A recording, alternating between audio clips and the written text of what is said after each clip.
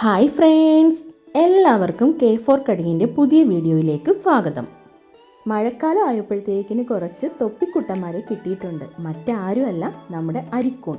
ഈ അരിക്കൂൺ വെച്ചിട്ട് എങ്ങനെ കൂണ് കറി തയ്യാറാക്കാം നോക്കാം. കൂണ് കഴിക്കാറില്ലെങ്കിലും എല്ലാവരെയും പോലെ കൂണ് കിട്ടുമ്പോൾ എനിക്ക് നല്ല സന്തോഷമാണ്.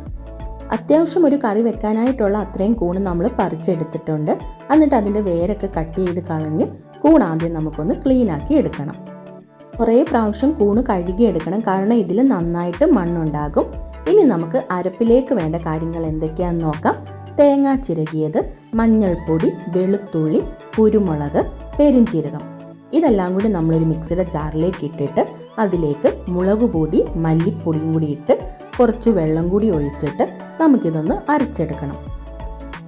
അതിനുശേഷം ഒരു ചട്ടി വെച്ച് അതിലേക്ക് ആവശ്യത്തിന് എണ്ണ ഒഴിച്ച് എണ്ണ ചൂടായി കഴിയുമ്പോൾ കുറച്ച് ചെറിയുള്ളി നീളത്തിലരിഞ്ഞതും 2 പച്ചമുളകും കൂടി ഇട്ടിട്ട് അതൊന്ന് വഴറ്റിയെടുക്കണം. അത് വഴന്നു വരുന്ന സമയത്ത് നമ്മൾ കഴുകി വൃത്തിയാക്കി വെച്ചിരിക്കുന്ന അരിക്കൂൺ അതിലേക്ക് ഇട്ടുകൊടുത്ത് കുറച്ച് മഞ്ഞൾപ്പൊടിയും കൂടി ഇട്ട് എല്ലാം കൂടി നന്നായിട്ടൊന്ന് മിക്സ് ചെയ്തിട്ട് ഇത് അടച്ച് വെച്ചൊന്ന് വേവിക്കണം. കൂണ് കഴിക്കുന്നതിലൂടെ നമുക്ക് ഒരുപാട് ഗുണങ്ങൾ ലഭിക്കും. ക്യാൻസർ സാധ്യത കുറയ്ക്കും, രോഗപ്രതിരോധ ശേഷി വർദ്ധിക്കാനൊക്കെ സഹായിക്കും. നമ്മുടെ കൂണ് അത്യാവശ്യം വെന്ത് വന്നിട്ടുണ്ട്. കൂണിൽ നിന്നും ഒരുപാട് വെള്ളം ഇറങ്ങി വന്നിട്ടുണ്ട്. ഇനി നമുക്ക് കൂണിലേക്ക് ആവശ്യത്തിനുള്ള ഉപ്പിട്ട് കൊടുക്കാം. എന്നിട്ട് അതൊന്ന് നന്നായിട്ട് മിക്സ് ചെയ്തിട്ട് നമ്മൾ തയ്യാറാക്കി വെച്ചിരിക്കുന്ന അരപ്പും കൂടി അതിലേക്കിട്ട് എല്ലാം വീണ്ടും ഒന്ന് നന്നായി മിക്സ് ചെയ്യണം. ഈ സമയം ഉപ്പിൻ്റെ അളവൊക്കെ നോക്കിയിട്ട് ഉപ്പ് കുറവാണെങ്കിൽ കുറച്ചും കൂടി ഉപ്പൊക്കെ ചേർത്ത് വീണ്ടും നന്നായിട്ടൊന്ന് മിക്സ് ചെയ്ത് അടച്ച് വെച്ച് ഒരു 5 മിനിറ്റ് ഒന്നും കൂടി ഒന്ന് വേവിച്ചെടുക്കാം. അങ്ങനെ കൂണൊക്കെ വെന്ത് നമ്മുടെ കറി റെഡി ആയിട്ടുണ്ട്.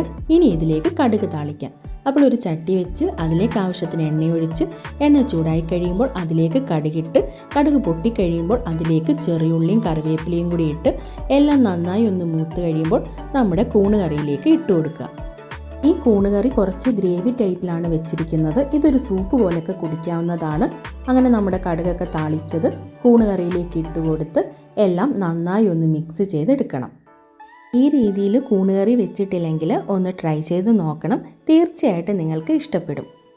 അതുപോലെ തന്നെ കൂണുകളിൽ വൈറ്റമിൻ D അടങ്ങിയിട്ടുണ്ട്. അത് നമ്മുടെ എല്ലുകളുടെയും പല്ലുകളുടെയൊക്കെ ആരോഗ്യത്തിന് വളരെ ഉത്തമമാണ്. അപ്പോൾ നമുക്ക് പുതിയൊരു വീഡിയോയുമായിട്ട് വീണ്ടും കാണാം.